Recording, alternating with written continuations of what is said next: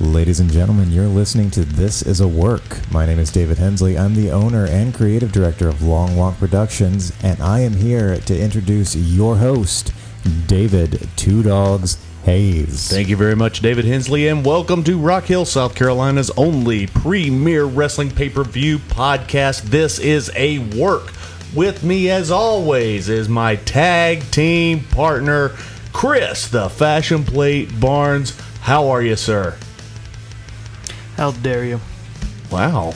What are you giving me that look for? Doing well, thank you. We're off to a hostile start. Yeah, boy, it's... Just want to keep you on your toes.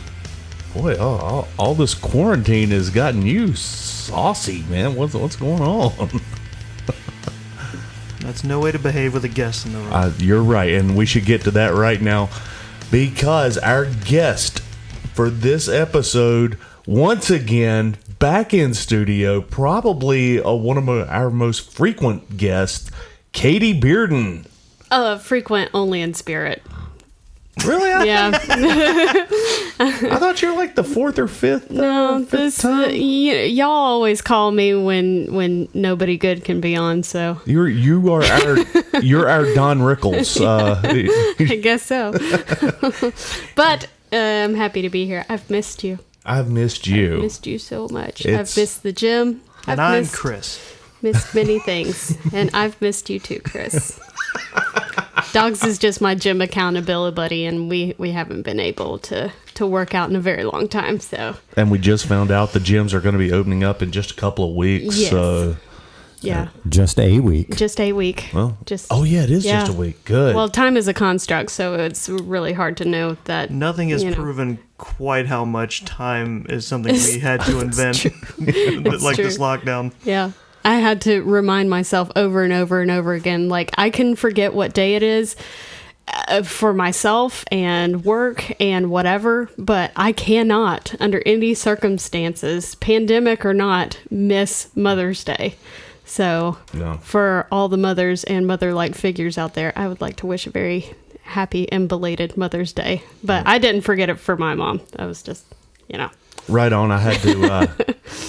I broke quarantine the other day. Went up to see Mom. Couldn't help it. So we spent a half day with her, and had a really good time. It was nice. That's good. Yeah. There was a quick second when you said that, when you were talking, Katie, that just for a split second I was like, oh, is that coming? Oh, wait, it happened. Yeah. No, that's the one thing that I was like, okay, no matter what, I can't forget to call or text my mom and my grandmother on Mother's Day. Like, Calendars it's an have utmost necessity. Calendars have almost become an alien puzzle to me. It really has. I don't know what day it is anymore. I woke up this morning, and you guys are going to call me a liar. I thought to myself, I was like, God, it's only Tuesday, man. Jesus. It's just like, God, this week's dragging. And I'm like, That's really upsetting. No, I know it's a Monday because we watched a pay-per-view yesterday. Yeah. you're right, we did. And It's those kind of anchor points that keep me sane. and what an interesting pay-per-view. It was. Let's get into it. We watched Money in the Bank the other night. I gotta say, I do want to thank Katie for talking me into watching this, and Hensley for that matter. I went into this. I didn't want to watch it. I haven't watched wrestling since WrestleMania.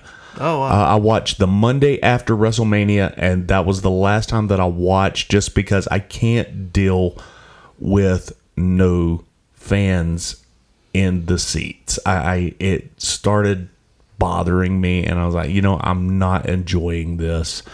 And well, with WWE, I'm already halfway enjoying it anyway. So without the fans, it's just I couldn't do it. You got me thinking about it. I said, okay, we're gonna do this thing. We watched the pay-per-view. Man, it was so good. It was. Yeah. I'm so happy. Let's get into it, man. We started off the pre-show with a weird one. Jeff Hardy versus Cesaro. Barnes, what do you think? I mean, it was a good match. It was. Because, I mean, those two know how to perform, and they performed well. Not much. I mean, honestly, not much to say. There was... Yeah, there was no meat on the bone. No. And I'm sure that there's a feud that was going on with it that I don't know anything about. Now we're both going to be in the dark because I don't have a chance to watch the shows either, and with you just not doing it either. Shrug? Yeah. Katie, what do you think? Well, I'm a big fan of Cesaro, and I always like to watch him wrestle. So I thought it was fairly entertaining. I, counted on my finger the amount of times that Jeff Hardy's face paint came off, and like how just a good solid setting spray could have probably prevented a lot of that. But I was waiting. It's a lot of contour for just one person, but I was waiting for the setting spray comment. I mean, it's true. It's true. Like, somebody back there needs to get some Urban Decay all-nighter on some of these people that use so much paint on their face. See, I kind of like it when the paint comes off. Hashtag not sponsored. I was just about to say, what was the name of that company you just mentioned? Urban Decay. Yeah, there's some free advertising for you. Might as well hit us up. Right? Yeah, that's it, man. Yeah. Jeff Hardy goes over on Cesaro. Why? I guess just because Cesaro is just used to losing now, and Which he's is just sad. I know, I hate he's that. so good. It's like he's always the scapegoat, or like, hey, Cesaro will get in there and do it, like and he's the utility guy right now. Yeah, like how much longer though? How much longer until they just completely bury him and he goes over to AEW and becomes really, really fantastic and a superstar over there? Well, that's it's funny. I had actually looked up a couple weeks ago when is Cesaro's contract up, and now that now that it's been a couple weeks, I've forgotten when it is. But I don't understand why you're going to put over Jeff. What good did that serve? Are we going to push Jeff? Are we going to make a title run out of this? Is because if he beats Strowman, then I'm calling major BS. He's well past his prime, and honestly, Cesaro, he doesn't get the props he deserves because he can go on the ground, he can hit your high spots. He can slobber knock with you. He's just an all around wrestler, and he's decent on the mic too. He's a champion. I agree. That's probably why they put him in that match with Hardy, because they knew he'd take care of Hardy. Yeah, the best. I suppose. Even if they are, I mean, they're utilizing his talents, even if they're squandering his personality. Yeah, very disappointed that happened. So Jeff Hardy goes over on Cesaro. Sorry, just go ahead. Being on the outside perspective, is that because Jeff has just recently come back from rehab, or? Yeah, Okay. I think they're trying to put a push behind him. I don't know why, because his contract is up very soon. His contract outdated his brother's by a few months, if I remember that correctly. And maybe he is a draw. Maybe Jeff Hardy's a draw that Vince wants to hold on to. I don't see it. I'll admit he was a draw. Mm-hmm. It was the biggest name around for a long time. But they were always a draw together, too. They were. They absolutely were. I could never tell them apart, but I'm just like, well, that's the fishnet one, and that one's got well, now he looks like a skunk with that white streak in his hair. Hey, there it is. Yeah. Father time comes for us all. I get it. But, that's the only way I could tell them apart. I gave this match 2 Meltzers. It was fine. It wasn't great. Let's move on into the real show, where we have a fatal 4-way tag team championship match for the SmackDown title. And this would consist of the New Day,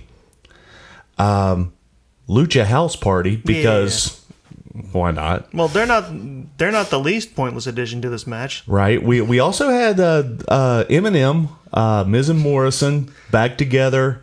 Who they've I guess for the inevitable point when they're solo again, because they've just Frankenstein their tag entrance. Yeah, they together really again. They're not gonna even try and do like a joint theme. It doesn't look like it, and then NXT's Forgotten Sons for Correct. What? Right. Like who? All right. Why? Okay, sure. Why not? Perfect name for people you're not giving enough attention to. Yeah, I mean the match was fine. Again, and it probably would have meant more had I been watching. And there's some push that's going on behind this that I didn't see. And Maybe. Without the crowd, couldn't really tell that there was any energy in it. No, that's where you really need a crowd for something like a tag team, whatever this was. Yeah. Katie, what'd you think? Well, I was just thinking about the whole crowd being the other character in the room, and that to me has been the most awkward out of any of this that we've watched without a crowd. Like, just the pandering to the quote unquote audience is really painful for me to watch when there's nobody there, and like they're not even looking into the hard camera at all. So that kind of takes me out of it a little bit. I've heard people online say they should just do it to the camera, which I agree with. Yeah. Not try to pretend there's a crowd there. Right. It's funny that it did work for one person, but we'll get there later. Right. Yeah, and it's funny that you mentioned working the hard cam. Big Show was recently interviewed, and he was talking about the lack of the crowd. Mm-hmm. And he's like, I think it's a good thing for the young guys because I never had the crowd taken away from me. These guys have. For the past 7 weeks, they have been wrestling in empty arenas, and the only thing that they have to work is the hard cam. Now, sadly, that they're used to the crowd, they want the crowd, they feed off the crowd, but the hard cam and the side cameras are where most of your viewers are, and that's what they need to be focusing on anyway.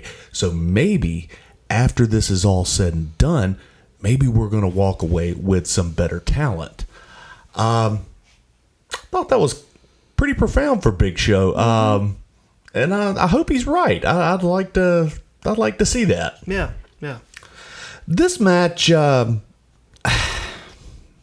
was a really, really good match. But again, with the Fatal 4-Ways, especially in tag, it always gets kerfluffled. And I don't know. I think I just made up a word. No, you didn't. Okay, good. You might have pronounced it wrong, but it's kerfuffle. Okay, kerfuffle. I like kerfluffle. Yeah. Yeah, pour a little whipped cream on it. Yeah, I was thinking of a dog, but okay. Oh. You do you, baby girl. Whatever you need. You can pour whipped cream on a dog. You sure can. That's called a puppuccino. You sure can. No, that's real. I know. No, that just made me think of this breeder specializes in kerfuffles.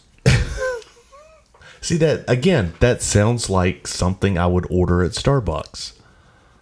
That's what he's saying. It's a puppuccino. Yeah. Good talk. What about that match? The match was all right. I gave it a 3. Mm-hmm. It's good.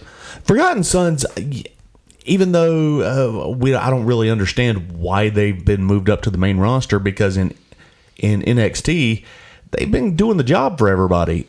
So why they're there? This time they started jobbing in bigger venues. Yeah, it's because they didn't have a fever that day. Yeah, I guess so. And we can't do the Broserweights because Pete Dunne is still on lockdown in London. Mm-hmm. He can't get over here to defend his title. That's weird because they could stow him in almost any overhead compartment they want to. You would, yeah, I know. Yeah, I gave this match a 3. It was good, and the New Day retained. Yes, they did. And I think my favorite part was at the end. It's because they. What I'm trying to get to is Big E had got a lot more action in. He got a lot more offense than I normally get to see him do. He did. Normally he plays like knocked out, imperiled, in order to make it seem more, heightened for the New Day. He did, and we've talked about this every pay-per-view. I think we're going to keep on talking about it. The paint by number tights. Yes, they're filled in. Oh, it's the best. They're almost filled in completely now. It's every pay-per-view a little more. That's just fun. It is. It's just that little extra something that you get when you get to watch these guys. And I don't know if you listen to their podcast. I hate to be plugging somebody else's podcast when they're not here, but it's really good. I don't doubt it. They have such good chemistry together. Yeah, they were on today with the Iconics, and it's funny stuff. It's if you get the chance, check it out. I'm gonna give this match a 3.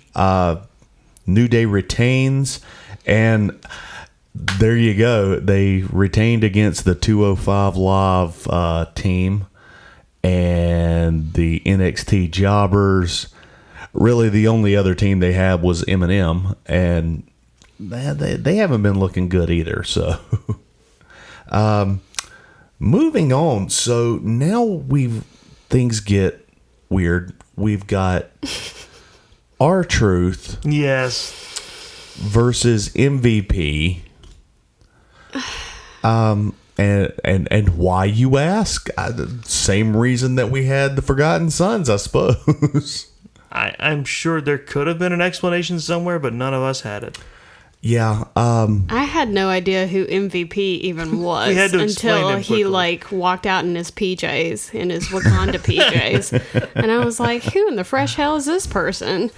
That was only after R-Truth had to sing his entire song and get that. That was the most awkward part of the night for me. Was that he sang his entire rap or whatever he does, and it has crowd responses plugged into it, where it's he built that needs it to reverberate whenever he sings "What's Up," and it was just gut wrenching. And that revealed to me, because Katie pointed out at the end, because the crowd's supposed to be, still going "What's Up" at the end, how abruptly they cut that music. Oh my, yeah. This is dying. Kill it now. And I respect R-Truth for playing up the silly about it, and Because anyone who the one guy who can make that work currently is R-Truth. yeah, That pretending there's a crowd there, that's totally for him. and still asking the crowd, "Hey, Performance Center, what's up?" Yeah. Well, they go into this. MVP comes out and they go into this awkward promo battle about who's the best baller, and it's weird and it's awkward. It's not funny. And again, I thought MVP retired. I thought Royal Rumble was his last match. I have no idea. Well, Why? it doesn't really matter because he was there, so our expectations could be subverted. That's true. Because all of a sudden, the music starts up, and who should come out but the almighty himself, Bobby Lashley, because we just don't get enough Lashley in our daily lives. So I'm fine with one or fewer. Yeah. he comes out, he cuts a promo, which is just stellar. Oh man. He gives MVP the night off, and that sparks the funniest moment of the whole thing to me, which is R-Truth wondering why he doesn't get a night off. Yeah. And he tries to take the night off. And so Bobby starts beating the hell out of him. He doesn't even have his mic pack off. He yelled, he yelled, let me He's like, get my let me get my stuff stuff off. Hang on, man. Let me get my stuff off. Yeah, so we've got squash. Glorified squash, Yeah. for and another win goes into the camp of Bobby Lashley. 1.5 Meltzers. There's not a lot to That's say. being generous. That half. Yeah. Because If the rumor you have threatens to be true, it's to set up for something. that's Now I've also heard, and again, this is complete speculation. I've heard that Lashley and Lana are about to do the Splitsville thing, and he's gonna go face. Which, guys, we've tried this. It doesn't work. He's not good as a heel, but he's god awful as a face. I mean, he's just unbearable. He needs a good manager. He just needs to be quiet and have like a Paul Heyman-esque manager. Like we've also gone down that road, and that person was He had a one and they nightmare. got rid of him. Well, like, well, I thought he got rid of himself. Didn't he get in trouble? He did. Okay. Yeah. And then they banished him to 205. Okay. I think they just released him, actually. So the formula was there, Yeah. and they need to just stick with that. But even that person that he had as his manager at that time was so annoying. He so was. annoying. Lashley. Oh my God. But speaking of a Paul Heyman-esque manager, that's another rumor that's supposed to be going down because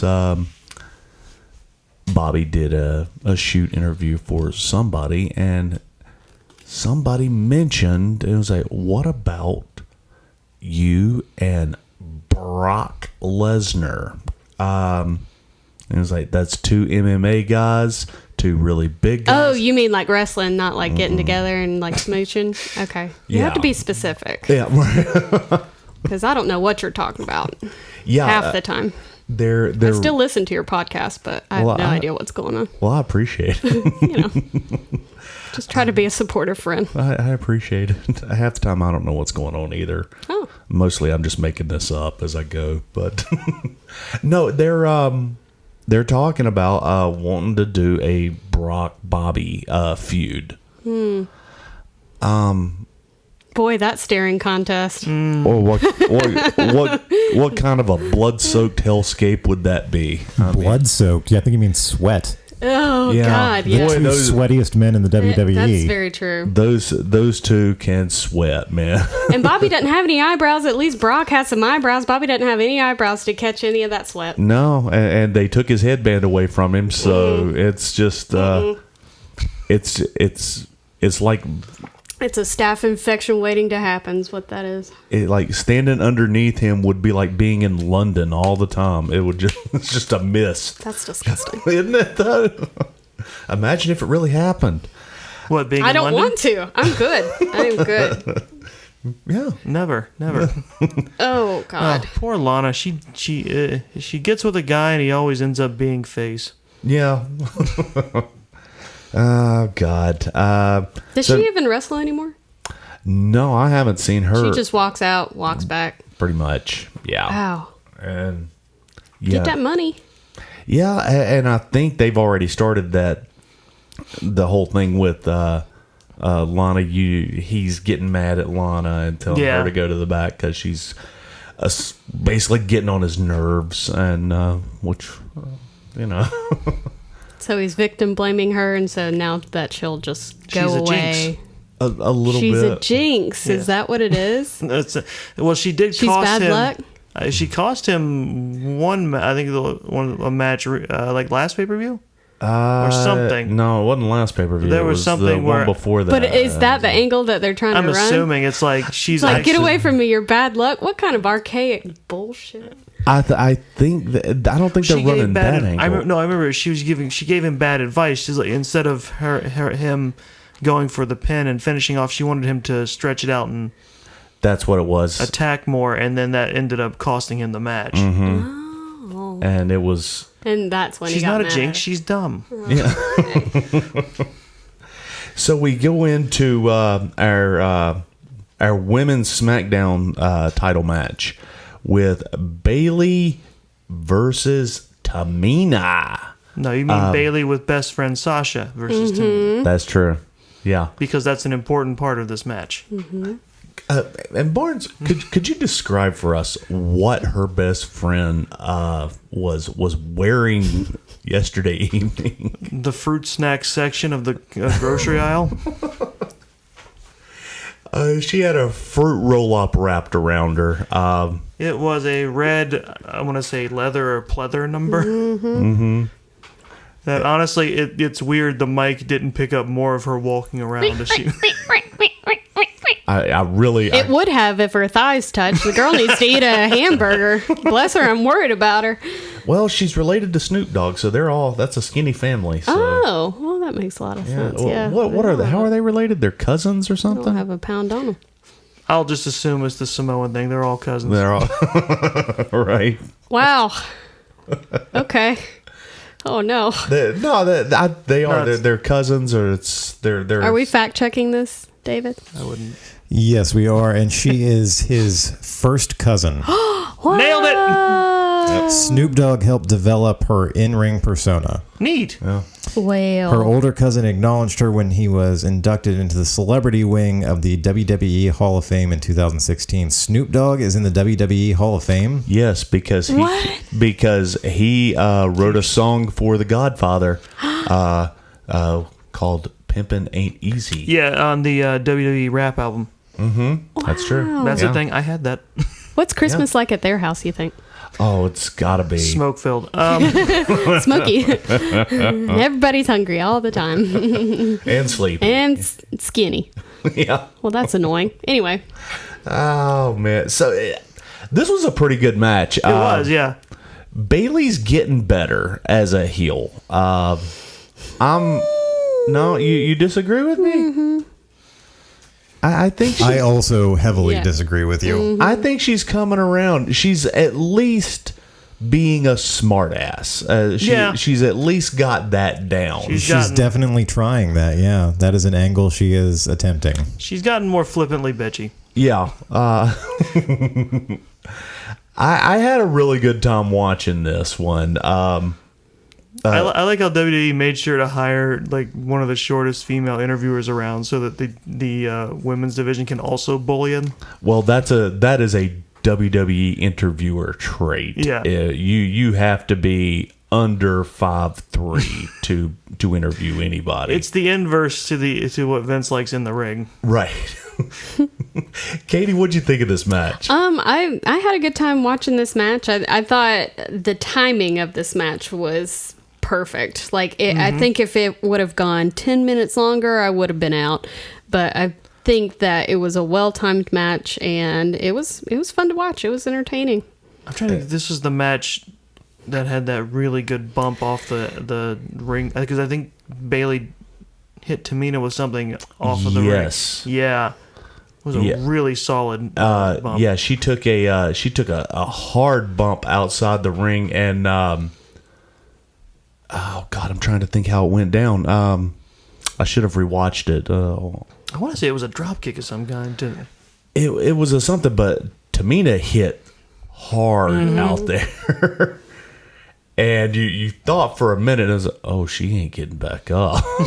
and then you hear Bailey being a smart ass, and then she rolls out and she gets her, and the match moves on. But yeah, that was one point. I really liked this match. What The was you- use, the use of the water was, I thought, was fun too. When Bailey walks over to the announcer's desk, one of those like, obvious I'm so moments, but they thirsty. still work so I'm good. thirsty. Me. And then she's like, "Oh no, yeah, it's good." Like that's the one plus on not having the crowd there, is that you can hear them Yeah. speak to one another a lot. And she takes a little sip and she's like, "No, yeah, it's good." And then just whoosh all over Tamina's face. I thought that was pretty good. That's one of my favorite spots. I've only gotten the opportunity to do that one time. It was in the middle of summer, and the building that we were in had no air conditioner, so it was insanely hot. Story time. Yeah, and I rolled out of the ring, and I grabbed a Pepsi from this young lady in the front row, and started drinking it, and God, she had just bought it too, because it was ice cold, and I was, oh man, this is the best.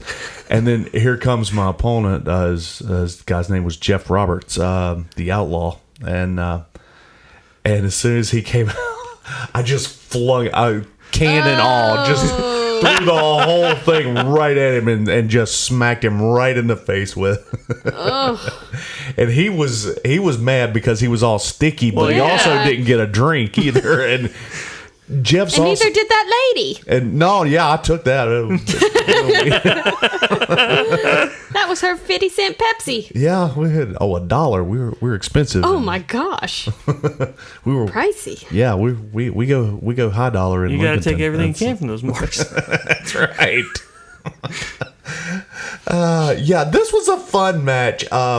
Bailey ends up retaining. You kind of thought she would. Tamina's not championship caliber. Yeah, plus I would really like to see her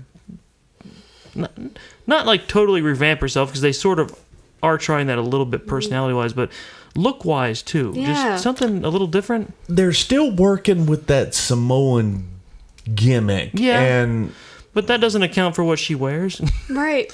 And they did an entire promo video with her, and like it 'Cause was kind of like the weird funhouse, Because they were kind of like bullying how her the, for being mean and not being nice enough. And Right. So she does this entire like 2.5 minute promo video with little emojis and rainbows and all this kind of crap, and a golden opportunity to say nobody's meaner than Tamina. Yeah, it's that's right. I forgot about that. She said nobody's meaner than Tamina, and even the announcers, back at home base or wherever they were, were like, "Oh, that was a missed opportunity for her to be meaner than Tamina." Yeah, like what? They're leaving money on the table with that. But to Chris's point, she looks like she is wearing the exoskeleton of a roach. Like, well, she's still wearing the same thing that she wore with Nia Jax when they were tagging. Yeah. And I just need somebody to button her onesie. Yeah. yeah. It's just flapping open.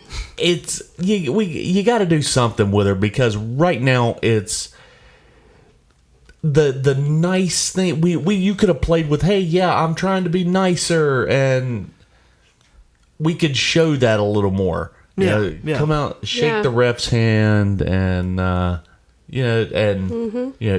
go over to Bailey, shake her hand, and have a point clearly where Bailey pushes her too far. Let's see some teeth. Let's smile a little bit, and then the bell rings, and then boom, a change, and wah, and like Waylon Mercy used to do. Sure. I'm a huge Waylon Mercy mark. I will always be.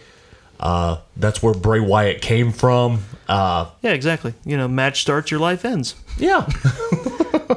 We're buddies till the bell rings. Yeah, absolutely.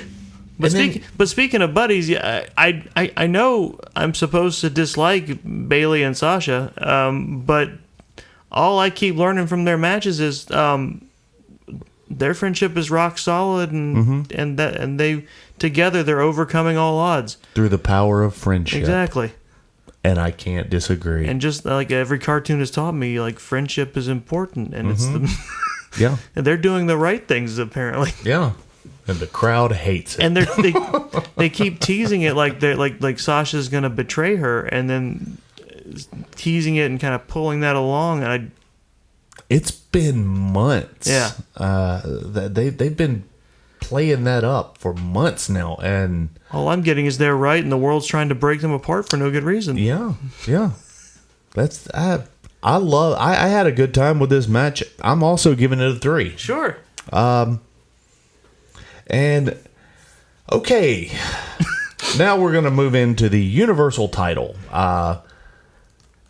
Your reigning defending champion Braun Strowman versus Bray Wyatt, not the Fiend, Bray Wyatt. So he comes out to the Firefly Funhouse song, and I just love it when he does that because he's waving at everybody. He's doing the clasp the hands, and He looks directly at the announcers and he's like, "What did he say?" He's like, you guys are doing a great Yes. job. You guys are doing good. Good job. Oh man, it's so much fun watching him. I hope we get to the point to where Bray Wyatt is unbearable. He's the best talent they got. Oh, Yeah. easily, just far and away. He's fantastic. Braun comes out and he's the monster, and the match is really good. Actually, I have no complaints. It was two big men slugging it out. Both of them deceptively fast for their size. "Oh yeah." At one point, while Bray is getting over, you see Huskus, the pig, Yes. pop up from, and this is one of the rare occasions where not having a crowd actually helped. It's the only reason they can pull this spot off. Right. He's out there cheering Bray along, and you can see the little sticks with his hand Yeah. going up and down. It's fun. It's a lot of fun. The match continues on. We see Mercy the Buzzard pop up. A little bit later, we see Ramblin' Rabbit and Well, I Abby. think they pop up at the end. Yeah. And yeah, you're right. Go ahead. Well, no, I'm trying to think of the flow of the match because it's like most of it is Bray trying to convince Braun to come back to his side, basically. Right. And a little history for those that have just started watching wrestling. Why you would want to come in at this point, I don't know. But at one point, they were the Wyatt family with Braun Strowman and the now AEW's Brody Lee and Eric Rowan were all in the Wyatt family. And it was, again, going back to Waylon Mercy, it was kind of a Jim Jones Southern Appalachian cult.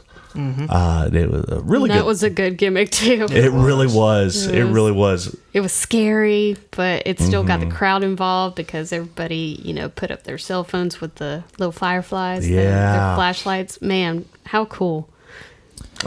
I just wanted to point out that Bray gets a lot of speed out of those tiny, tiny little legs that he's got. He's got a giant upper body and teeny little legs. Yeah, he puts on the skinny jeans, and that just emphasizes how small his legs are even more. It's at least when he puts the tights on as the Fiend, it will de-emphasize him a little bit and make him look slightly bigger. But he's the skinny jeans are not doing him any favors. I don't know if I'm just sitting here thinking back as long as we've watched wrestling together. I don't know if I've ever seen them wrestle each other. You haven't? I know that I'm sure they have, but I don't think they have. haven't? No. Okay. Because they've been in the Wyatt family together. Oh. And So why did it take this long to make this happen? I think there was just a slow burn for it. I think everybody wanted it to happen. They just made it a slow burn. They parted ways and they just had other ideas for Braun. But now that we're circling back on it with the Fiend, it's like he's done with everybody else. He's able to bring that past history back into it. Oh. Yeah.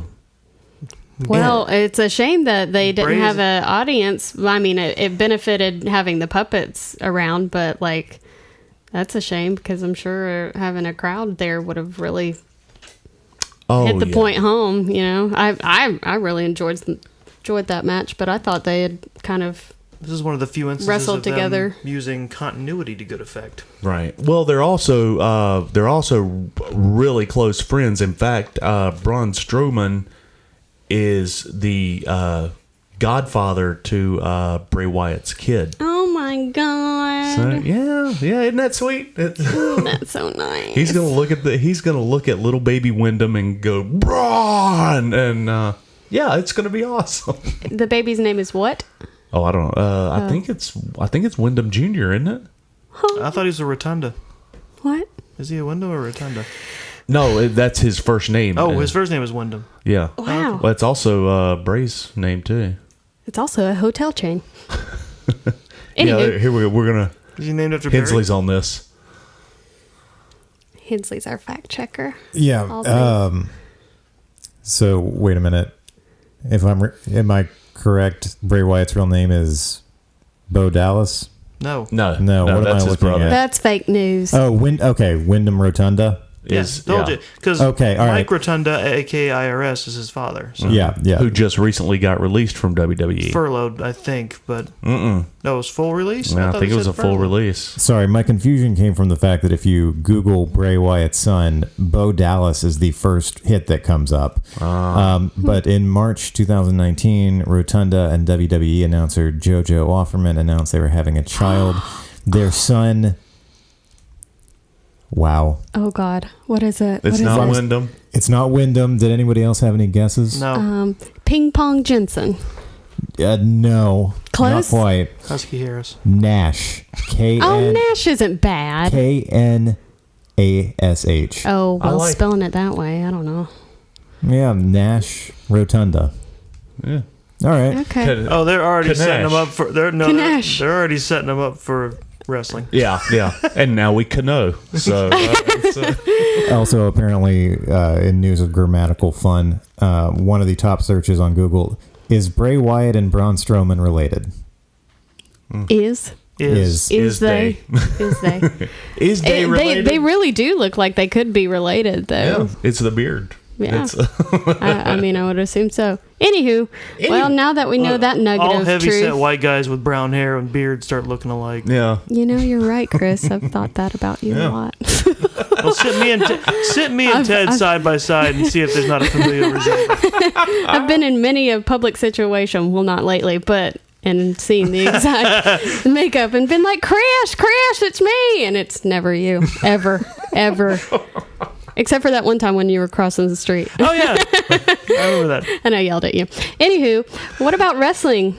Yay, This- baby Kanash. This was a fantastic match. It was. I loved it. I loved the silly puppets and, that were going around ringside.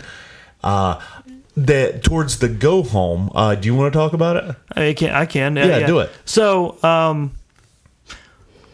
the go home is at some point, Bray has gotten Braun knocked out of the ring. Mm-hmm. And as Bray's getting back up, Braun resurfaces wearing the black sheep mask. That he wore with the Wyatt family. And it's all broken. It is. Yeah, I But think he that was comes a in. botch. Yeah, it was. It was I think he Braun landed on stepped it. on Oh, really? Yeah. Well, it didn't take away from No, anything. It would be Well, it bad did for if me. it That's was all I could just like, stare at once I noticed. well, it'd No, be one it's- thing if like it was like completely crushed and it was just like the ring around his head instead of like the actual face. You just hear a low, like, shit from outside. There's no props, master. But he reappears wearing the mask, and Bray thinks he's come around and he's going to rejoin him. And they have a reunion and a quick hug, and then Braun takes the mask off and stomps it, picks him up, gets him in the running power slam. And as he's about to do that, or sometime around when he's about to do that, Bray starts begging him, telling him he was saying that he had told him that he could do it. He was basically alluding to say that he had told the Fiend that he could win Braun back over. The bruh sounds are getting confused. Yeah.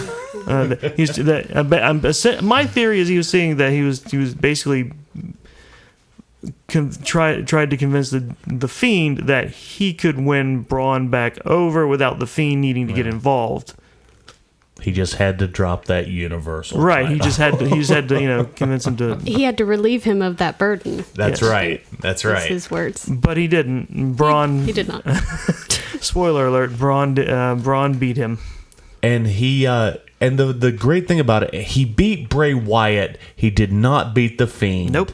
So that means this feud can continue, and I really hope it does. They were great together. Yeah. Holy cow. Just, when you've got people that are close and they get in the ring together, you can feel that chemistry coming, and it just works. And I feel like that it's going to be like, Bray is going to show up saying, like, I tried to get it done the easy way, but now he's going to get involved and I can't stop it and blah, blah. It's going to progress from there, I'm betting.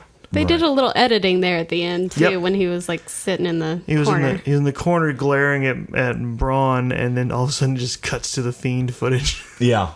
Oh, no. I know.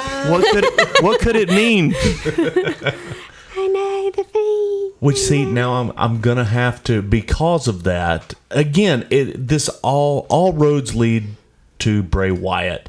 Because of that, I'm actually gonna go home. I'm gonna watch Raw, even though I think he's on SmackDown. But I'm gonna go home. I'm gonna watch Raw. Friday, I'm gonna watch SmackDown because I want to see the aftermath of this. Because it was a good pay-per-view, and you left me with a little cliffhanger that I want to see what's going to happen with the feud, even though there's no crowd there. You pulling me back, so I really like this match. Yeah. I gave it 4 Meltzers. I can dig it. Now, let's move into Why can't we get you to a 5 Meltzers? It's because the audience isn't there. They can't help it. I'm not blaming them. It's I'm just the saying. COVID. They paid so much money to make sure they could stay open as an essential business, and this is what you're doing. Well, we can go with They bribed so many politicians. Oh boy, did they! Yeah. It's yeah. That's another story for a different time. What's next? Next, we have the WWE Championship with our newly crowned champion Drew McIntyre Yay. versus the Monday Night Messiah, who I wasn't into this at first, but now I'm on the Monday Night Messiah bandwagon. Seth Rollins. This was a damn good match. It was. Damn good. Best. I call this match of the night. Even without the crowd, I was invested the entire, from front to back, pillar to pillar. There was a spot we had to stop and rewind. Yeah. What was that spot? It was he whipped Seth into the corner, chopped him so hard, Yeah. He takes a bump.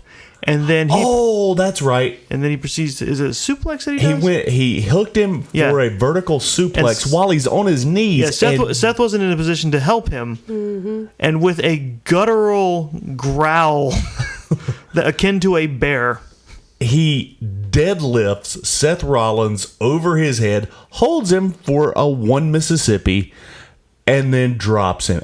Just the strength of that man, the strength that takes. And he just did it like it was nothing, like it's just another day at the office. it was the kind of growl you hear at a metal show when the singer's drawing in breath. Yeah.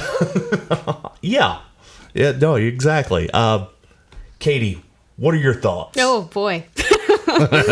This is kind of a dream match for you. Yeah. Well, I can't really speak much to the technical aspects of wrestling because I don't really know a whole lot about that. But again, I feel like they had really good chemistry together. I felt like this match clipped right along pretty well, and I have seen them wrestle each other before. I feel like at least once. But it was still new enough to me to be engaged that they're considerably the same height and weight and still evenly matched in some regards. But yeah, they that deadlift was scary, and it was very aesthetically pleasing for me to watch, because I've liked Drew McIntyre for a long time until whenever you told me who he was, and I feel like he's he's one of those that has been getting that slow push, and the fact that the belt's finally on him, I was really excited when he won the belt at WrestleMania. I felt like he deserved it, and he's definitely put in a lot of time and effort to wear it, and it seemed like him and Seth kind of had that same mindset in the ring together. Like, I'll take care of you, you take care of me. We wrote a song about it, want to hear it, here it go. So like that's what I gleaned from that match. I thought it was really, really fun. And the great thing about it, I'm a little disappointed that we didn't see Murphy come out to do some shenanigans. Murphy being Seth Rollins' disciple. Haven't seen the AOP in months now. Yeah, Toka and Razor. Yeah. Is it? What, No. What did I just named the. That's a Ninja Turtles That reference. was. That just. I understood that reference. Well, you said Razor, right? And I was like, That's why. wait That's a what I. minute. But that's why I think of that every time I hear their names, because one of them's named Razor. And all I think of is the mutated baddies from the end of Teenage Mutant Ninja Turtles 2. I'm not saying that Mutagen was involved. The authors of pain are not mutated. They're big boys. They speak a language I'm unfamiliar with. I don't know where they're from. Vince is the Shredder. There it is. So, this. God, what a great match this was! It was. It really put over Drew. I feel bad for Drew, though. I mean, he's the champion. He's come a long way to get this. I mean, I remember when he was jobbing to Santino. He was doing the job for Santino 10 years ago, Right. and now he's your WWE champion. I'm happy for him, but damn it, he doesn't have a crowd. I know. I feel All that bad for the guy. achievement and no applause. audience. Yeah. Yeah. Because I mean, he's gonna take the millions of dollars that he's clocking, but you need that. You need that crowd to really get the payoff. You know what I mean? It does something for you. Another fantastic match. I believe my original rating on this one was 4.5. It's just Still not a 5. still not a 5. I can't do it. And I like that now that Drew has become champion, he's broken out of the just angry henchman that he's been stuck in, and he gets to shine more in his personality, and be more off the cuff. And because we noted how much sassier he's gotten. Yeah, a little bit of Yeah. a little sass. I think he has He's earned it. He's though. definitely earned it. Yeah. He's He proven has. that that's his swamp. Well, they I heard this. I don't know how true it is, but McMahon liked him 10 years ago. Well, yeah, he was brought out as the chosen one basically when he introduced him. McMahon changed his mind because he hated his accent. I didn't realize I'd hired a foreigner. Right? You're one of them. Yeah, man, sometimes he could be just such a bigot. So arbitrary and capricious, yeah. Yeah. Well, I don't think it's so much bigoted as he was worried that People wouldn't understand him. people weren't going to understand him because to be fair to him, he did have a very thick brogue at that time. Yeah, they let Lashley talk, though. Yeah, they let so many other people talk that should not be talking. Santino? I like Santino. I like him too, but let's be honest. Well, that's not really Santino's accent. I know, and again, So he gets to add an accent, but Drew has to tone his down? Yes. Y'all. they let Dusty Rhodes on the mic back in the day. That's true. But Dusty Rhodes was gold on the mic. He was gold, also borderline indecipherable. He That's- might have well- been calling down aliens. It's a filibuster on the 10. I still don't know what that means. A bicycle. We're getting funky like a monkey. It's there's a lot of Dusty-isms out there. Trying to understand everything that man said on a mic was hard times. And that's why he was reaching out. No, I'm not going to do that. All right. Maybe one day I'll do the Hard Times promo, but I'm not going to do it today. You should. I've memorized it. I know it by heart. Can you do that for your next audition? Whenever we're like Save ready it for a to monologue. do Save it theater for a again. monologue. We've just talked about audition this with that. before. Don't tell anybody and just launch right into it. I might do it. I might go to You should another memorize- theater company other than Free Reign, and just where they don't know me, and do my audition and just. You have to record it somehow too. Let me tell you something, Ric Flair was gonna put Hard Time on Dusty Rhodes. Let me tell you about Hard Time, and just go all the way. You need to into pick it. You need to memorize a bunch of them. Pick a wrestler that fits the character. Find one of their most iconic. promos. Just Dusty Rhodes all the yeah, time? so Okay. I say you go into the Grapes of Wrath with the same monologue. Actually, Grapes of Wrath that would be you would perfect. go That'd be into perfect. Fiddler on the Roof with. That Yeah. you'd Perfect go also. into.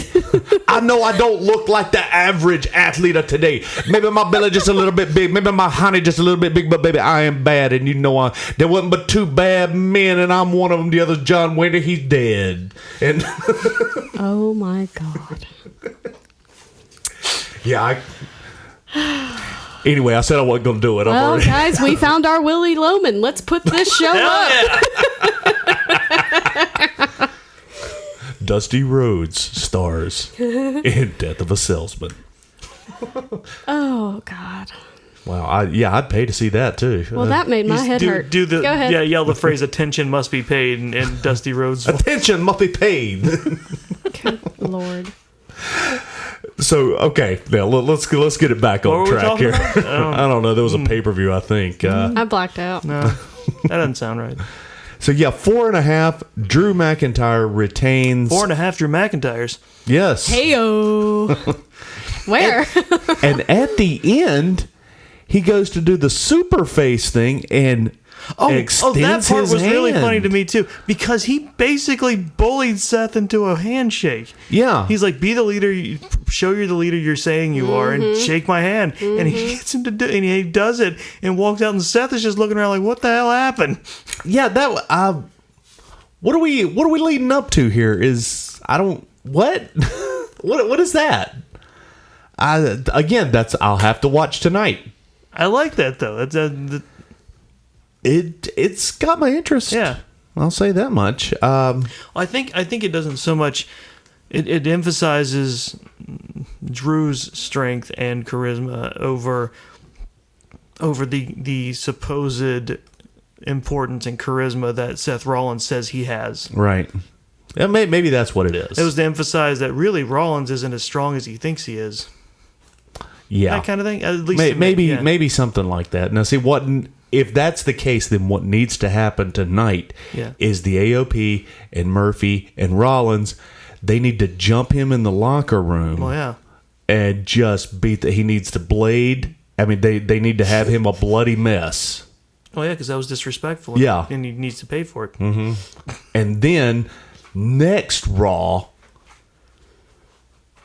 Drew McIntyre comes out and joins the Messiah. Okay, No. Yeah. No. I love it. No. you're re-henchmaning him. No. Yeah. No. No, but he eventually takes over. It'll be like the That was my contribution to that No. entire. No. Yeah. No. No, it'll be like when The Rock was joined the Nation of enjoyed Domination. this wholesome content. I'll be on my way. No, it'll be like when The Rock joined the Nation of Domination. He was just part of the crew, but then he eventually took over the nation. And yeah, see, that's what I'm thinking there. That's dumb. What? Yeah.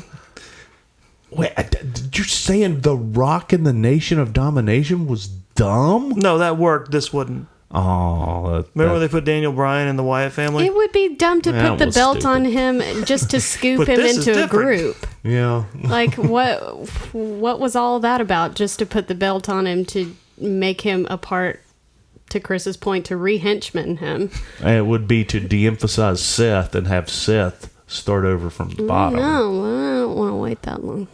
I don't want to do that at all. So next up we have... Oh, wow, we're already here. That was another thing. I forgot how short That's right. this pay-per-view This was a fast- Hallelujah. 3.5 hours. I believe some man. editing was involved because what I heard, there were some bits cut out of the main. Oh, yeah. So now we have the Money on the Roof matches. This is the entire reason I wanted to watch in the first place. On top of that, when I David told me the concept of this pay-per-view. I guess it had been out before because I didn't know this till Dave clarified it. These matches were happening concurrently.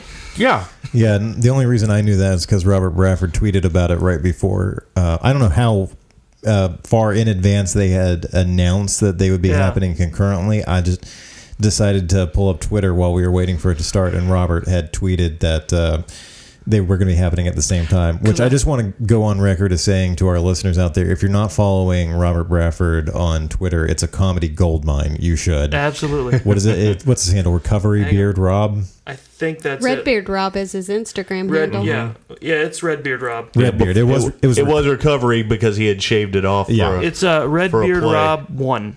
Yeah, there it is. Redbeard Rob 1. But yeah, follow him on Twitter. He's been a guest on the pod. He's a listener. He's a close friend of ours. Comedy gold. Comedy He is gold pithy and indeed. elevates us all. Yes.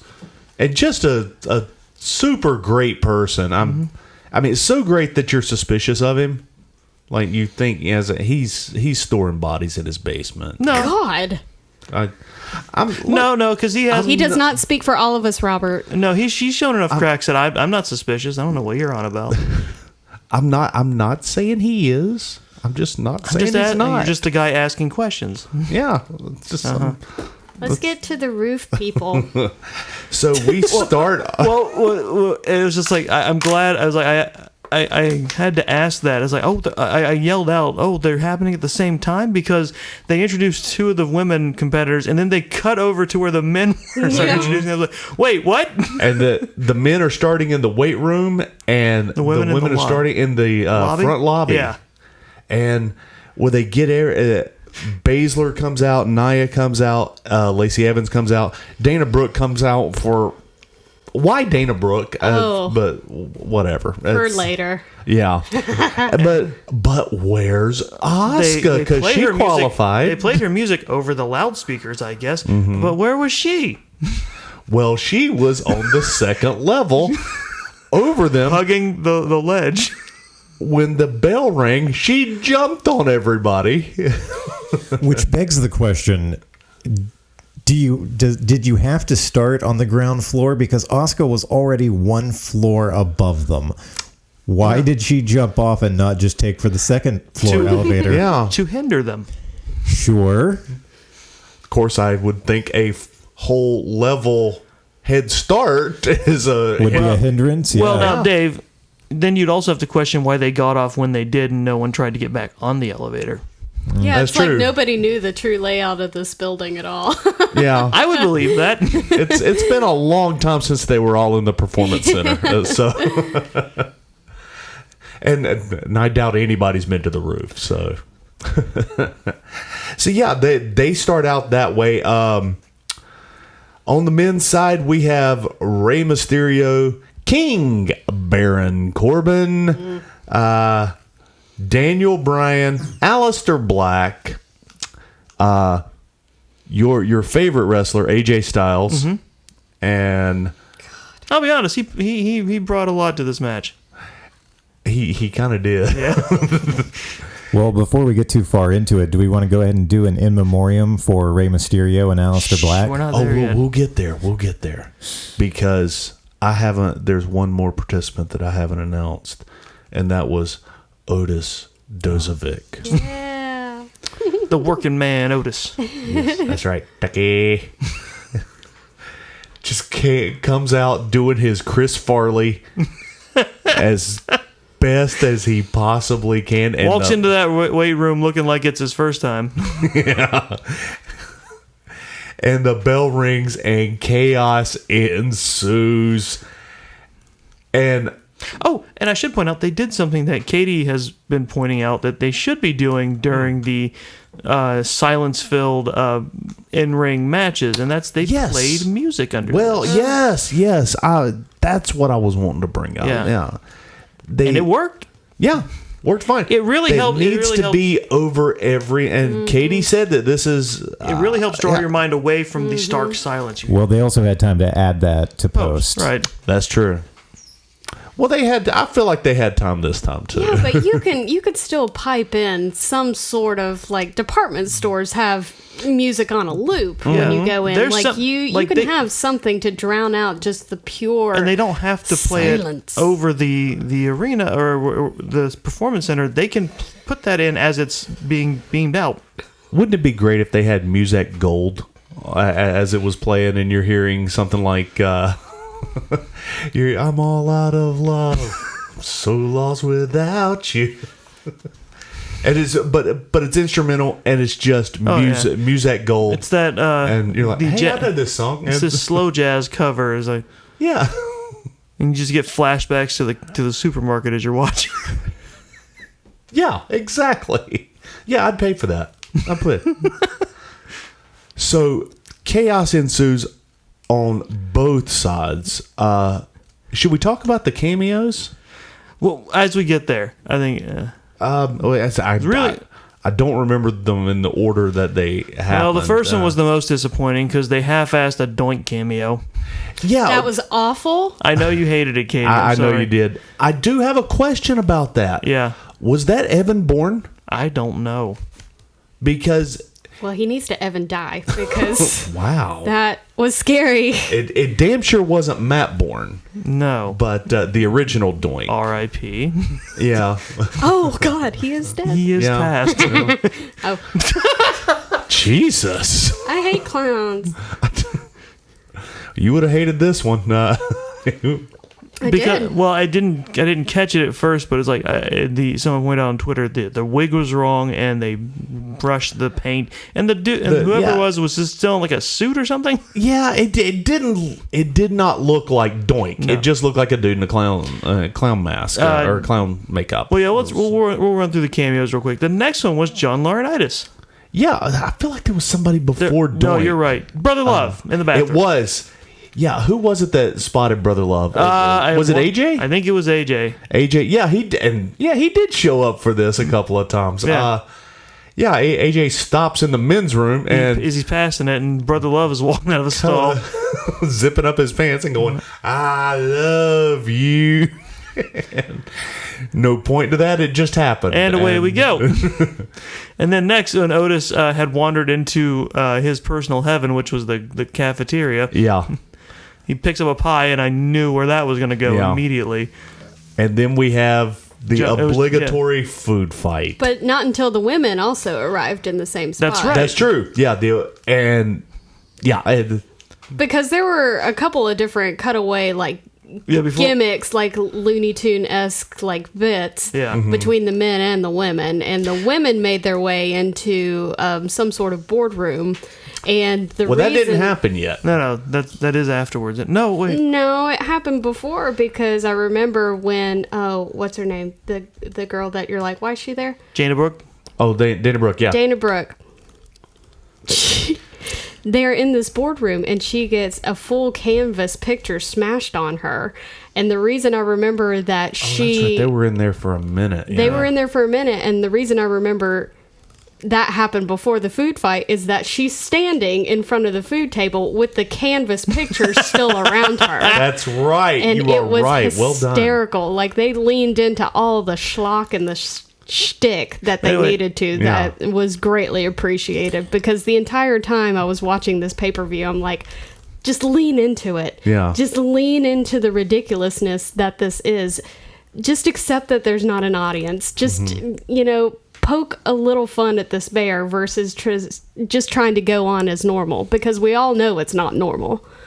I have the complete list of all the cameos here. Okay. All right. Well, John Laurinaitis got a pie in the face, is what I wanted to say. Yeah, Brother Love is spotted by Rey Mysterio in the bathroom. Rey Mysterio. Ray. Doink the Clown is hiding behind an office chair. Weird. Stephanie McMahon chastises yeah. Dana Brooke. Yeah, that was totally Totally filmed on the flipped. same day. Yeah, like on a cell phone. They She's like, list- oh crap, I gotta film this. I was like, get iMovie up real quick. You're not supposed to be in here. The money in the bank's on the roof. This is the conference room. Get Nia off the floor. She's drooling everywhere. Well, they list the Undertaker on here, but Because not really. I mean, no. Are they naming all the pictures on the wall then that they're No. No, running by? they mean the room that AJ got shot. Yeah. The Undertaker room. yeah, Styles gets spooked when he sees a poster of the Undertaker. That doesn't count. Yeah. Paul Heyman is eating at Oh yeah, catering. before the food fight, Paul Heyman is just sitting down to have a little bit of dinner at this catered table, and then everybody shows up. And that's where we're at. Yeah. Yep, and then Otis runs into John Laurinaitis, and finally Daniel Bryan and AJ Styles, their fight bleeds over into Vince McMahon's office. That's right. But I do want to point out before that, the reason AJ Styles is chasing Rey Mysterio is because Rey Mysterio did not help AJ out from under a weight bar that he was trapped under. That's right. Yeah. So he was pissed off about that. Yeah. Had like a good inch under that bar. It was very obvious. He could have easily, he could have easily just rolled it over his head. He'd do it fine. If he just leaned his head to the side, he'd have been good. Yeah. But his hair. But his hair. And then Otis gets to yell, "Food fight!" Yeah, I was just staring at each So other. fun. And there we go. I forget what happens though, because something, like someone hits him. Did something hit him or something like that? Or I thought they hit Paul Heyman with well, something. yeah, no, they they did. That's right. Paul Heyman actually gets hit with something. Well, first they had the Old West Showdown where everyone's Right. just standing there staring at each other, and I was watching it. I really wanted them to do the old Clint Eastwood where Yeah. it just gets progressively closer until all we see is their eyes. Yeah. Can you imagine that kind of showdown before Otis screamed "food fight"? I would have loved it. Which should count as a reference because that was John Belushi. Yeah. Yeah. So good. Well, Poor Ray, by the way. yeah. He is absolutely smashed in that fight. Now, moving on to the roof. No. Before they get to the roof. What am I forgetting? This might have been before the food fight, but when they get off the elevators, because they eventually had piled into the elevators and were fighting up, there's a small little area in a hallway that had like a little fake cage and ring rope set up. No, that was at the first. That's where Doink was. Right. Okay. So that was way before. But I loved that spot because it was Daniel Bryan, Otis, and who? Who? I think it was AJ again. I think AJ got tied up in the ropes. No, it was Baron. Baron. That's right, Baron. Because Daniel Bryan proceeds to kick him while Otis goes, yes. Yeah. And then Daniel Bryan sets on Otis and he starts yelling, no. That's right. Well, then eventually they worked their way up to the rooftop. I want to say Asuka was the first person to the rooftop. Yeah, she was basically kind of in the lead the whole time because she was sneaking around the entirety of it, which was great. She kept I loved it. dancing the entire time, doing Yes. her Asuka dance. And this is where Shayna had her comedy spot. Oh God, how did that go? It was everyone got to her, they would like smash her into like a door or like the wall and get past her. That was it. And then right before that was when Dana Brooke was eliminated by a wet floor. That's what it was. That's how. And then we never saw Dana Brooke again. No. I want to say Nia came out second. Yes. No. Wait, was the guy mopping the floor anybody? Was No, that a key? No, I just don't a guy. think just a guy. Dude. Oh, boo. Probably the same guy that was folding shirts in the in the Iron He's Man the match. intern. Yeah. So I want to say Nia's the one that stops Asuka's climb and follow. I honestly cannot remember. I at this can't point. either. I'm not 100% certain of I that. think Asuka, the Nia would still have been it. Carmella was out because of something earlier. And but yeah, they it may have been Lacey to follow.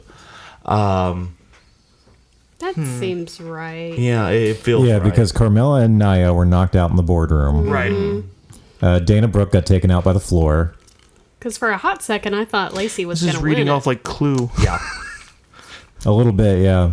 Yeah, and I did too. I thought Lacey was going to take it. Anywho. But really, the biggest bumps of the night happened after the remaining guy competitors got up to the top. Right? We'll get there. Okay. After Asuka ends up bumping Nia, Yeah. making the climb, it was a little bit lackluster because I kept expecting somebody to pop up. There was and always stop that bit her. of tension. It was like, yeah, who's And coming from where? It didn't happen, and she just got it grabbed it And ran.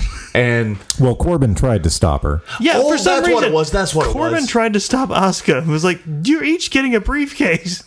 yeah, he starts. You climbing. could have helped each other. Yeah, they're both heels, so they it could have worked out, but no. So yeah, Corbin climbs up. Asuka belts him. Yeah. Knocks him off the ladder. Grabs hers. She dances on the ladder for a minute, and then here come the boys. So Baron's already there. I want to say Alistair? Alistair comes in, And so does Ray at some point. Yeah. Yeah. I'm trying to think who threw. Who did the throw in on this? Corbin. Okay, so Corbin threw Rey Mysterio That's right. off the roof. He murdered Brick killed some Ray. guys. Yeah. Yeah, that was all of Twitter immediately after Money in the Bank ended, was people transposing Vince McMahon's face onto Ron Burgundy's. Corbin, you're going to want to lay low for a while. I'm pretty sure you're wanted for murder. Yeah, so he throws Ray off first. Secondly, is Aleister Black again? He is thrown off the roof. Allegedly. Allegedly. I do want to point out, someone pointed out on Twitter, like, we couldn't hear it at the time, but apparently there are some small, you can hear them land when they get tossed over. Like on the But I hope they remove those from subsequent broadcasts. I do too. Just I do too. remove the sound of them landing, just because they've also not posted anything on social media since the match, so just keep it quiet. Well, no, because they're dead. Right, they fell off the side of a building. Baron Corbin murdered 2 people. He did. Yeah. Absolutely. Let's see. So here comes Otis, and I'm trying to think of how that go home went. It was okay. AJ was on the ladder. Mm-hmm. He was working on trying to get the briefcase down. Okay, so essentially what happened was AJ Styles was on the ladder. Corbin started going That up was on the it, other okay. side of him. On the other side of the ladder, they were both going for the briefcase when Elias came out and hit That's Corbin it. That's with his right. guitar. Elias clobbered I him. didn't think we were at that point yet. Yeah, I yeah. remember that. Corbin and Styles fumble with the briefcase. What happens is Baron falls off, and AJ tries to catch the briefcase, slips through his hands, and it just lands right in Otis's hands. It was Yes. so perfectly timed. It Yeah. was so good. And because Otis had full control, this is getting very football-esque. Full He had control on the ground. on the ground of the briefcase. He won, which is why I would like to use my podcasting powers and declare Sunday, May 7th as Otis Dozovic Day. What about the 10th? It was the 10th. It was. Shut up. May 10th will also be Otis Dozovic Day. Everything is coming up Otis right now. Yeah. He's getting a great push. He's in a great tag team.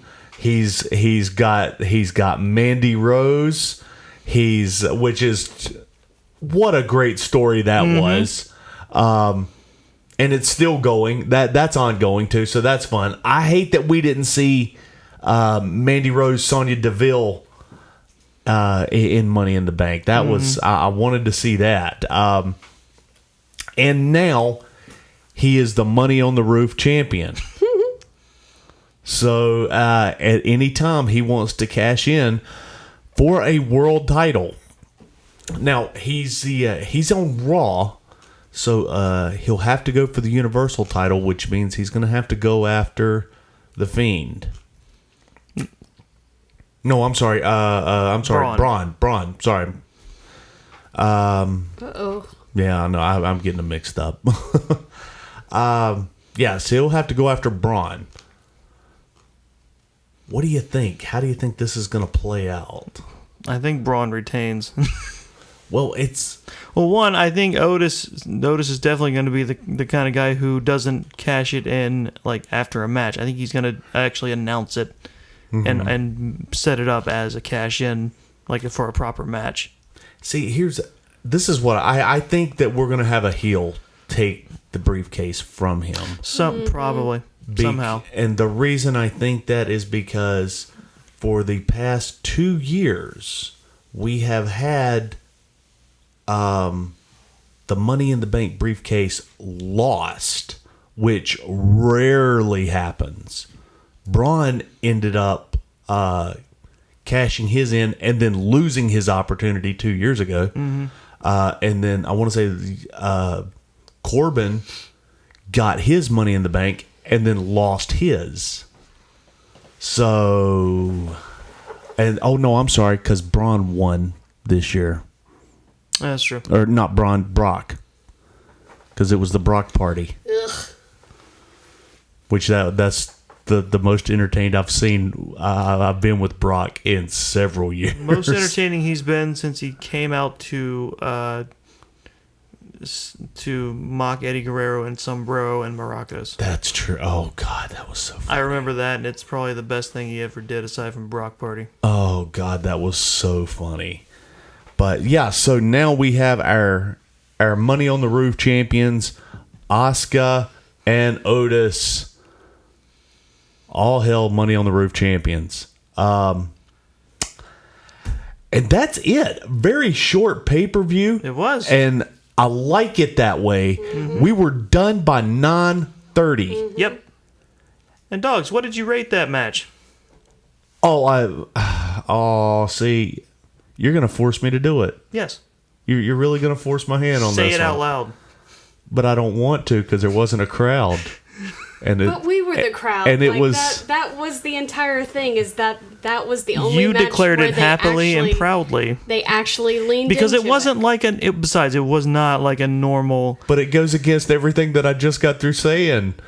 Hey, Suck it up. we are the dream makers, and we are the dreamers of the dreams, or whatever Willy Doggz, Wonka said. if this had been in front of a live audience, it still would have been pre-taped. Both matches since they were combined. Yes. 5 Meltzers. Yay! You can't unsay it. It's. I'm sorry. Is that this is a work first? Have you No. given? No. I've done 5 Meltzers No, before. they're just- Those were in front of crowds and therefore different. Those are few and far between. Yes. They're very few and far between. I was totally entertained. Yeah, 100%. There was some shenanigans, but not enough to call bullshit. It was just fun. Everybody that deserved to win won. The surprise dark horse was Otis. Nobody saw that I coming. looked at that lineup. I was like, well, Otis is out. Yeah, I was like, you know what? He's gonna. I thought that, Yeah. and I was like, you know what? He'll do a funny little spot that's gonna put himself out, and it'll be funny and it'll be cute, Yeah. and it'll be enjoyable. I did not expect. I don't think anybody expected him to win. It was. I'm for it, and I've been on the Otis bandwagon for a long time now. He's a great character. He is so great. I love Chris Farley. So, well, that's going to bring us into that time of the podcast where I go, Chris Barnes, best dressed. Best dressed. Obviously, Sasha. You mean to say nothing of Carmella? Ooh, yeah, you never mentioned Carmella. Oh, boobs! Right. I forgot about her. That's called an alley-oop. Oh man. I think, Oh, you're gonna get your chance. I think based on everything tonight, and I'm probably forgetting a few things, but I would go with the New Day's continually evolving ring gear. You gotta agree with that. It's I love it's it. filling in nicely, and it's got the very prominent Xavier Woods section of it to keep him on everybody's minds. Right. Yeah. It looks great. And it's creative, It is. and you want to see like the next iteration, the next time they come out. It's something to look forward to. It's smart on their part. For It sure. really is. Yeah. I don't know who came up with that, but it was a good It's got to choice. be one of them, right? I would think. I would almost say Xavier. Possibly. Katie, what do you think? Best dressed. Best dressed. Oh man! Ever since you guys have started this little side segment, I've always been in my room thinking like, oh, not that one, this one, and now I can't think of anything anyone wore at all. I'm gonna go best dressed.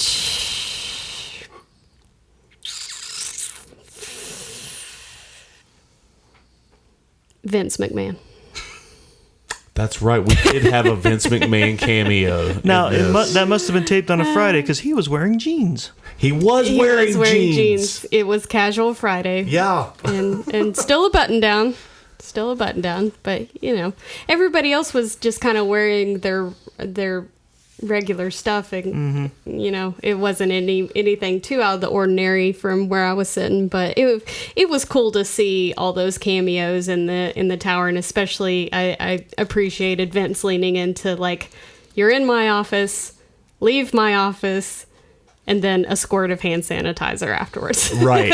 Also, make sure you get a good shot really of my funny. dinosaur skull on the wall. Yeah, that was very prominent. After AJ and Daniel Bryan put his chairs back. Yeah, in no, place. AJ was like, Yeah. you need to put Sorry, the chairs sorry. back.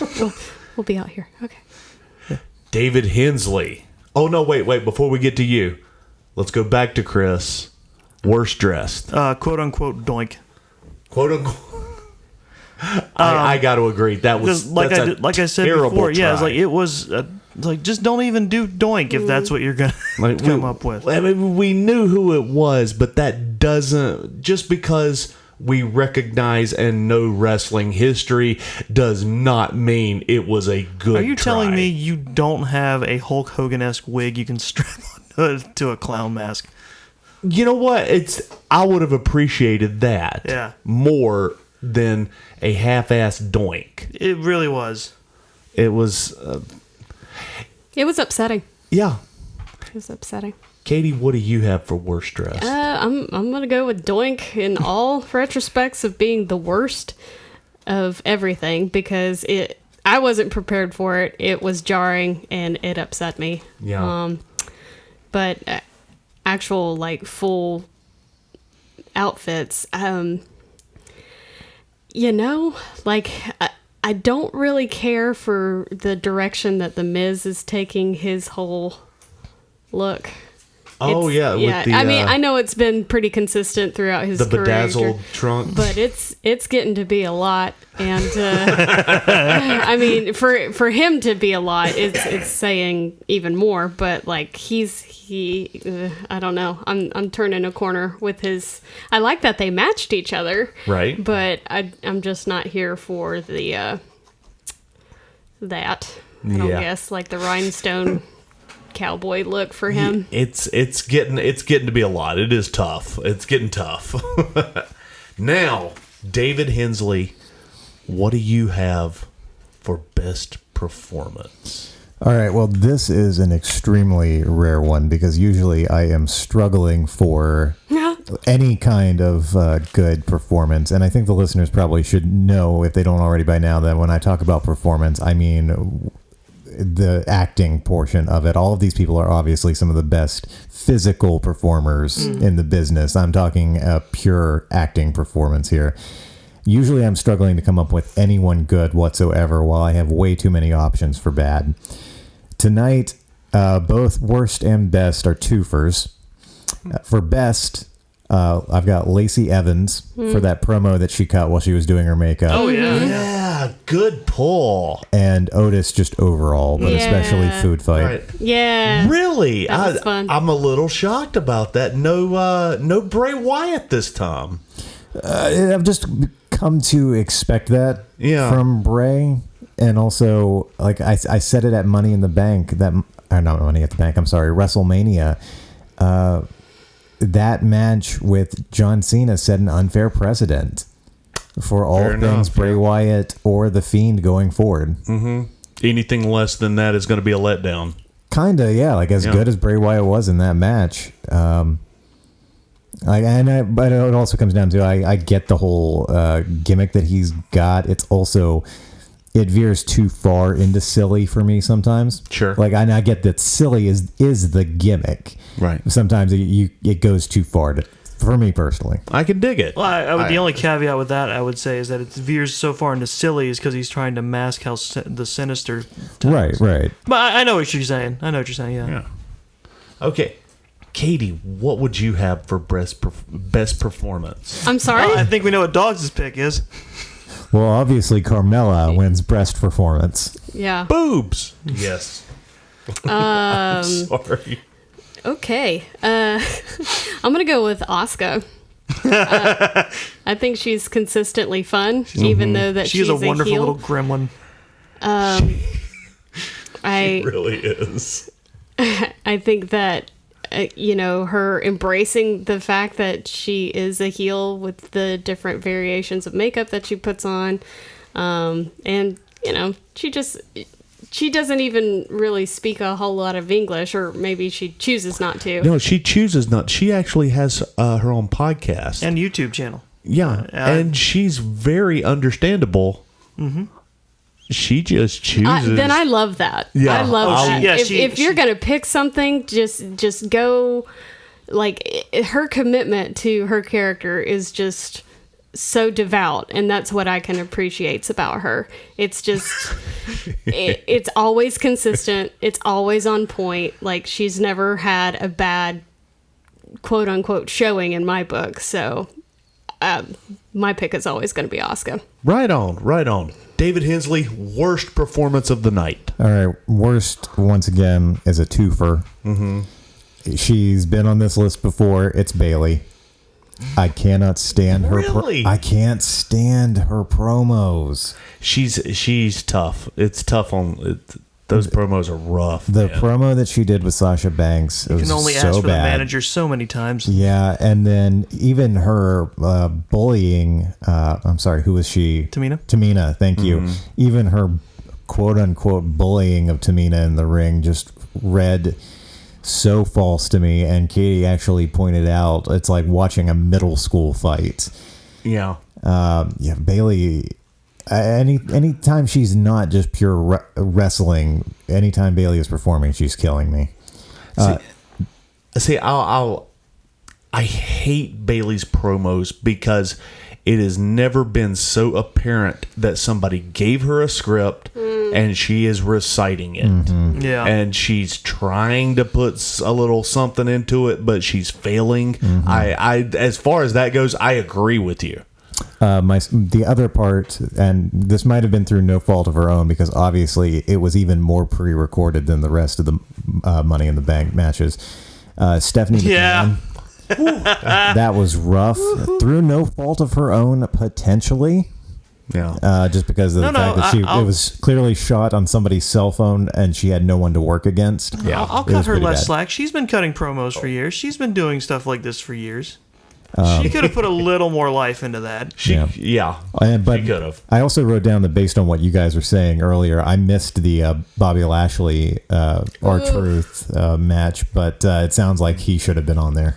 Yeah, I wouldn't say you missed it. R-Truth was trying to save it. He just like that. Yeah. It's the epitome of having a scene partner in a scene. This is going to be a reference lost on many of you, but like having somebody in a scene that's not giving you anything to work with. Just, I'm here to recite my lines and go home. Right. And that is what he received in that interaction. And I'll say exactly what it was. R-Truth saved himself later because they gave him a promo where he did the 24/7 7-Eleven European TV champion I-95. And it was great. And I forget what exactly he said, but he basically, he basically talked about stuff happening out in the ring that did not happen. Right. It was so good, and he's talking about how he's going to get his baby back, and it turns out to be a picture of the 24/7 title. Yeah. And he says he's going to go sack Tom Brady as he runs off. I love R-Truth, man. I do. Katie, what do you have worst performance? That MVP person. That could not have guessed. Oh, he should have been. He should have been worse dressed. More like least too. valuable player. Yeah. Like, I know you were all, David, you were all about his like Wakanda-esque. I thought that looked like the cheapest Halloween costume that you could get at Spirit Halloween possible. I hated him so much. Well, and Flames on the side of my face, the heaving breaths. You have to let me get through the whole bit. Okay, I'm done. the cheap like Spirit of Halloween store-bought Black Panther outfit was especially frustrating considering all the other times we have seen superhero or video game costumes on these wrestlers. Who was it that like a couple weeks ago came out like Sindel from Mortal Kombat? I think it was Zelina. Yeah, I think it was Zelina Vega. Yeah. That was a damn good costume. We've seen, I can't remember again who it was. Alexa comes out as Harley Quinn. And Alexa's done Harley Quinn. Somebody came out as Captain Marvel. Mm-hmm. So we've seen. Oh, that was Lana that came out Sasha as had Captain her Wonder Marvel. Woman outfit. Yeah, so we have great. seen. Rhea Ripley did that Prince Vegeta outfit. Yeah. Ray did Captain America. He's done several different. So they're out there. Yeah, so they you can be could do done. better. I will honestly, the only defense I'll give is I'm betting it has something to do with the material of what he's wearing more than anything. The material made it look cheaper than. Well, it's. He also, getting back wore to the same thing basics, in Royal Rumble. he also was not good in whatever they gave him to do. If we're talking about worst performance, I'm going to go with that poor soul because he had a hard time like keeping up and like, you know, you've got a powerful, I'm guessing that was mostly improv, I would assume, but like R-Truth is lobbing up these softballs and he gave him nothing back. So it was a dumb conversation to begin with, and it just got dumber and dumber. So sorry, MVP. Maybe next time, buddy. No, I agree. Because look, MVP in his prime, I'm sorry if this pisses somebody off. I don't know what to tell you. MVP in his prime was not that good. His promos were nothing special. Not compared to what we have now. When you have, I'm going to bring up an old name, but when you have Enzo Amore cutting promos, and then you say, "Hey, MVP, let's give him his own show," and I don't understand why. Why is he back? I don't get it. You think they're just hard up for people? No, because they're laying people off. Why he didn't get furloughed, I don't know, or just released outright. I've never been a fan of MVP. Maybe they're sorry because he had to wear his pajamas to work. Well, that's true. His Wakanda jammies. Well, I think that's gonna about do it. Overall, I really enjoyed the whole pay-per-view. Dare I say I'm gonna go 4. Yeah, I'm gonna give the whole pay-per-view a 4. That's pretty solid. It was. It's not your typical wrestling pay-per-view, but it's the best that we could do with what we had, right? And it was good. And maybe I would have liked the other matches better had I been watching some story. What are you gonna do? But I never watched story, and I was still fairly entertained by a lot of what was going on. So right, I liked it. Yeah, I liked it. Hey, Mikey. Well, David Hensley, you got anything? No, I do not. Just listeners, be on the lookout. Coming out probably at the end of next week, I'm thinking, is going to be our continuing Quentin Tarantino discussion on our sister show, Long Walk Talks, where we're going to be discussing Natural Born Killers and True Romance. That was his warning to me. Yeah, which Doggz will be joining us on for that episode. Yes. That reminds me, I just listened to this recent episode with the video game episode today. It was really good, and there was something I was gonna mention to you, and I meant to write it down, and I didn't, and now I've forgotten it. And you had something. Was it was it the discussion of Meat, the character? From No. It was it was about movies that you wanted to see, video games that you wanted to see as movies. And I meant to write it down on Facebook, and I never actually got a chance to stop. But I gotta say, I would love to see a Metal Gear movie. Nice. Oh. Nice. Yeah, we got an email from a listener with a video game adaptation that she would like to see. And also, when we do the Natural Born Killers True Romance episode, at the top of that one, I need to issue a correction because I now remember where I got the giant slab of meat thing from. Yeah, what? Oh. Yeah, I'll explain it on the next episode. Right. But yeah, be on the lookout for that. Oh, maybe someday they'll make an also Assassin's Creed movie. Thank you. That was going to be the other little bit of criticism. No talk about Assassin's Creed because I didn't watch it. Yeah, I haven't either, and I've barely played any Assassin's Creed unwatchable. games. Mm-hmm. It's the video games are fantastic. Oh yeah, but the new movie was Vikings. it was unwatchable. Oh my god, they're going to be doing Vikings for the next one. Yeah. Quiet, you. I can't hear you. I'm asleep.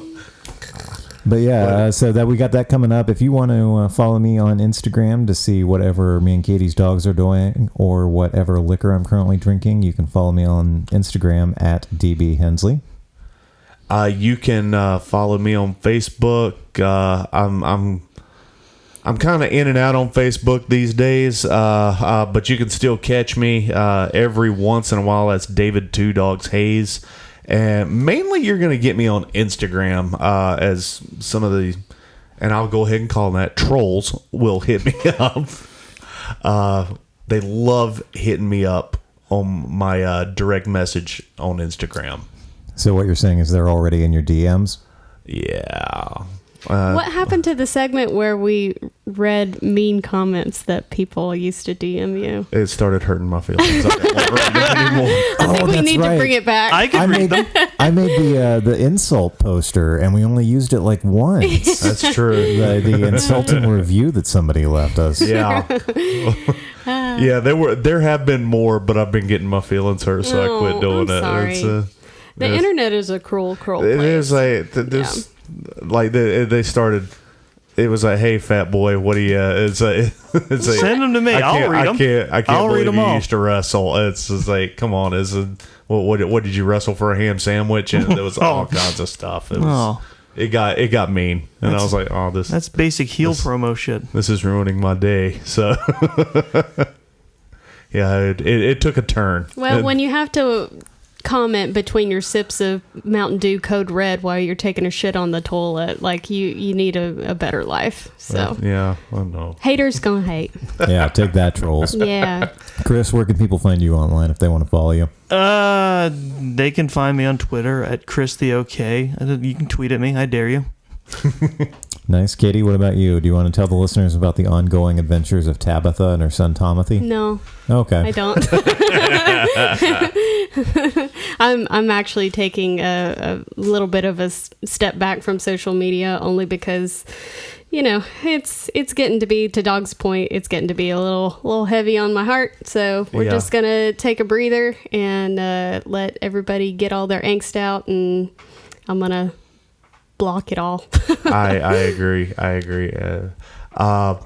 Yeah, I've guys, if you want to hit me up, they really do, apparently. The trolls hit me pretty hard sometimes, but there are some. Well, now I made fun of their code red, so you better prepare yourself. I do get some nice things every once in a while. I do.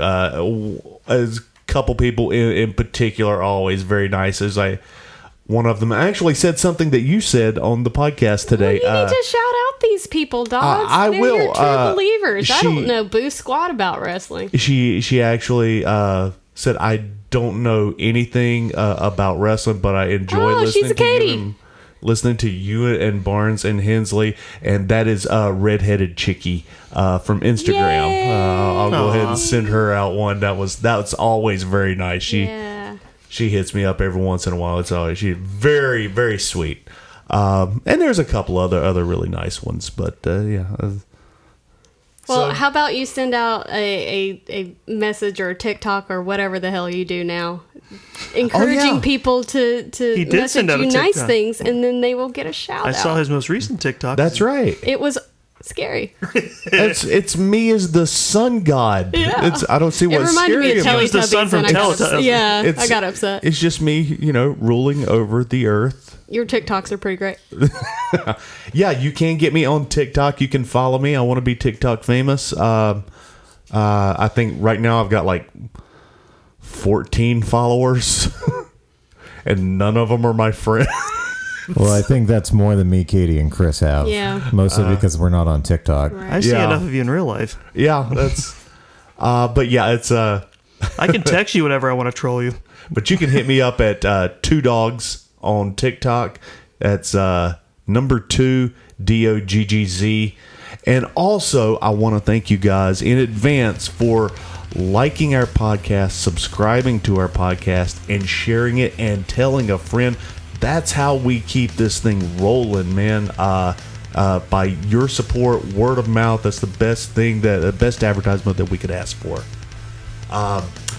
So having said all that, Katie, thank you so much for being on here. Thanks for having me. Oh, you're very I'm sorry, welcome. I can only contribute costume and makeup tips. Oh, I love it. This is an aesthetic art, and that is it needs to be.